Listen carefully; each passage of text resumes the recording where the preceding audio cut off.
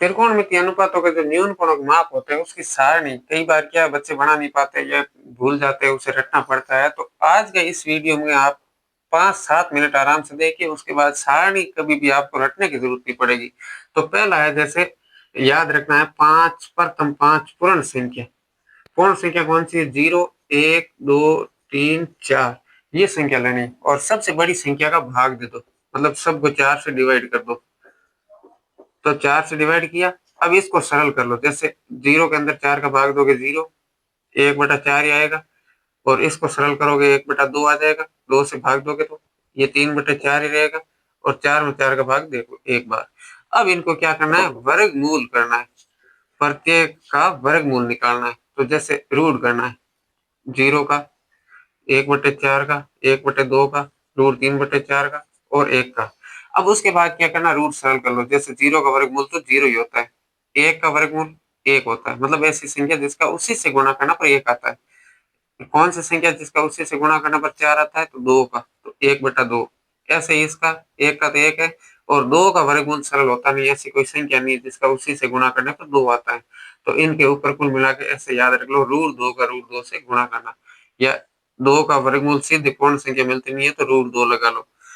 3 का भी वर्गमूल नहीं मिलता है तो √3 और 4 का वापस हो जाता है 2 और 1 का वर्गमूल 1।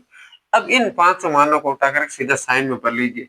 जैसे 0, 1/2, 1/√2, साथ में √3/2 और 1। साइन का मान भरने के बाद अब आपको कुछ भी नहीं करना, इतना सा ये ध्यान रखना है। उसके बाद कोस के मान भरने तो लास्ट से शुरू कर लो। 1 √3/2, 1/√2, 1/2 और फिर 0। अब साइन और कोस के मान भरने के बाद आपको क्या करना है? विशेष रूप से ध्यान रखना, मतलब इसको कॉलम को भी रटने की आवश्यकता नहीं पड़ेगी। थोड़ा सा ध्यान दिया तो एक सूत्र आता है tan थीटा का। tan थीटा का सूत्र होता है sin थीटा बटे cos थीटा। sin थीटा बटे cos थीटा। तो अगर आपको tan का एक बार समझा रहा हूँ, बाकी हर एक में ये भी ज्ञात करने की जरूरत नहीं होती, सीधा तरीका बता दूंगा। मतलब ऐसा समझ लो जुगाड़ है कि आपको डायरेक्ट मान भर लेना है। जैसे एक मान ले रहा हूँ, tan 30 का मान निकालना हो तो sin 30 का मान क्या है? 1/2। उसके अंदर भाग दे दो cos 30 के मान का, तो cos 30 का क्या है? √3/2। अब जब बट्टे के नीचे बट्टा आता है तो हर वाली संख्या गुणा में हो जाती है व्युत्क्रम लिख करके, तो क्या लिखते हैं? 1/2/√3। अब 2 से 2 डिवाइड हो गया, उत्तर क्या है? 1/√3। तो यहाँ पर मान क्या आ जाएगा? 1/√3। अब ये तो है इस मान को भरने के पीछे का कॉन्सेप्ट, लेकिन आपको मान भरना है, इतना हर एक का ज्ञात कर नहीं पाते, तो क्या करना है? अंश बटा अंश लिख दो, मतलब काट लेते हैं, उसके बाद तो बचता नहीं। एक याद रखना, अगर किसी भी संख्या का 0 में भाग देते हैं तो उत्तर क्या आता है? 0। लेकिन 1 के अंदर 0 का भाग देते हैं तो अपरिभाषित या अनंत होता है। ये दो चीजें अलग याद रखनी। कभी भी किसी संख्या के बट्टे में 0 आ जाए तो समझ लेना वहां 0 नहीं लिखना, अनंत कर देना है। अब जैसे देखिए 0 के बट्टे में 1, तो यहाँ पर आ जाएगा 0।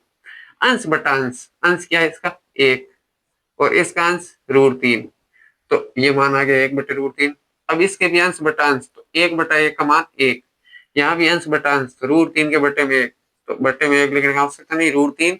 और यहाँ पर 1 के बट्टे में 0, तो 1 के बट्टे में 0 का मान क्या आता है? अनंत या परिभाषित। अब कोट का भरना है तो अब अगर आपने 3 सारणी के मान निकाल दिया तो आगे 3 तो इसी से पूरे होने वाला है, कुछ भी रटने की जरूरत है। साइन के मान भरने के बाद कोस के लास्ट से शुरुआत करी थी, उसी तरीके से tan के मान भरने के बाद कोट के लास्ट से शुरू कर लो, आसान रहता है। बाकी और भी तरीका है, जैसे अनंत, √3, 1, 1/√3 और 0।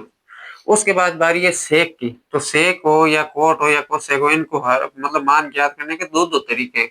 जैसे एक तो tan कोट का मान लास्ट से शुरू किया, एक अंश और हर बदल दो tan के, क्योंकि कोट थीटा का सूत्र क्या होता है? 1/tan theta. tan के अंश और हर बदल दो, जैसे 1/√3 की जगह क्या लिख दिया? √3/1, या इधर √3/1 की जगह 1/√3, ऐसे भी भर सकते हो। बाकी अब लास्ट से शुरू करके भर दिया तो सेक की बारी आती है। मतलब जैसे देखो, साइन का अपनी तरफ से भरा, कोस लास्ट से 90 से वापस, tan का अपनी तरफ से ज्ञात करके भरा, कोट का लास्ट से वापस। इसी तरीके से सेक का हमें ज्ञात करना है। अब सेक का ज्ञात कैसे करेंगे? सबको पता है सेक थीटा किसका व्युत्क्रम है? लाल बटा काका टेबल से। साइन कोस टेन, फिर कोट सेक कोसेक, तो सेक किसके व्युत्क्रम है? कोस का। तो कोस का जो मान भरा है उसका उल्टा कर दो, आंसर बदल के लिख दो। तो कोस का जैसे एक है तो एक का उल्टा एक ही होता है। यहाँ पर √3/2 की जगह क्या लिखेंगे? 2/√3। 1/√2 की जगह √2 या √2/1, फिर 1/2 की जगह 2 और 0/1। कुल मिलाकर के इसका उल्टा क्या आएगा? 1/0। और 1/0 को क्या कहते हैं? अनंत। तो यहाँ से इसका इन्फिनेटिव है परिभाषित या अनंत। अब जैसे ये एक मान अपनी तरफ से भर दिया, लास्ट वाला फिर से व्युत्क्रम कर दो, या फिर दूसरा तरीका है कोसेक है, वो भी किसका व्युत्क्रम होता है? कोसेक थीटा साइन का व्युत्क्रम होता है। तो 1/sin थीटा भी कर सकते हैं, मतलब साइन का आंसर बदल दो। जैसे यहाँ 1/√2 है तो इसका उल्टा आ जाएगा √2/1। ऐसे भी भर सकते हो प्रत्येक का, लेकिन थोड़ा आसान क्या रहता है? अनंत से शुरू कर दो लास्ट से, तो अपना काम पूरा हो जाता है। अनंत, फिर 2 2/√3 और 1। इस तरीके से आप टेबल को बहुत आसानी से कुछ इस टाइम में पूरा कर सकते हैं। जब जैसे देखो आपने मतलब इसको तो पूरा बनाने में बहुत टाइम लगा है, लेकिन कम टाइम में पूरा करना है तो एक मान सिर्फ पहले वाले याद रख लो। जैसे एक बार और समझा रहा हूँ, जैसे देखिए सारणी पढ़ने के लिए बहुत कम वक्त में आप इस टेबल को परीक्षा में एग्जाम रूम के अंदर बैठे और वहां पर जरूरत पड़ती है तो पेज पर आप उसको बना सकते हैं जब भी जरूरत पड़ती है। तो जैसे एक थोड़ा और रुकिए ताकि इस वीडियो के बारे में मतलब पूरी जो 5-7 मिनट का काम है वो 1 मिनट में पूरा कर देता हूँ।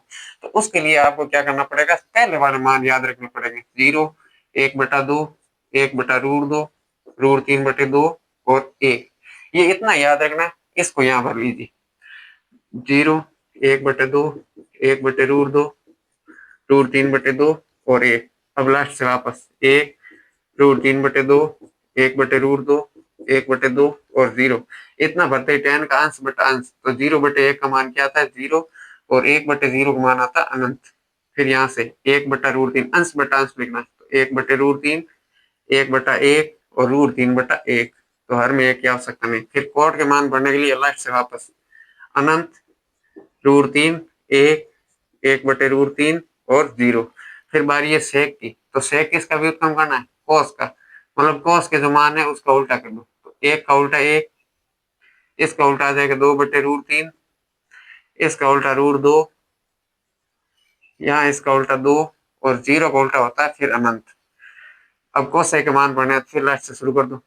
अनंत, 2, √2, 2/√3 और 1। इस तरीके से आप टेबल को बहुत आसानी से पूरा कर सकते हैं। धन्यवाद।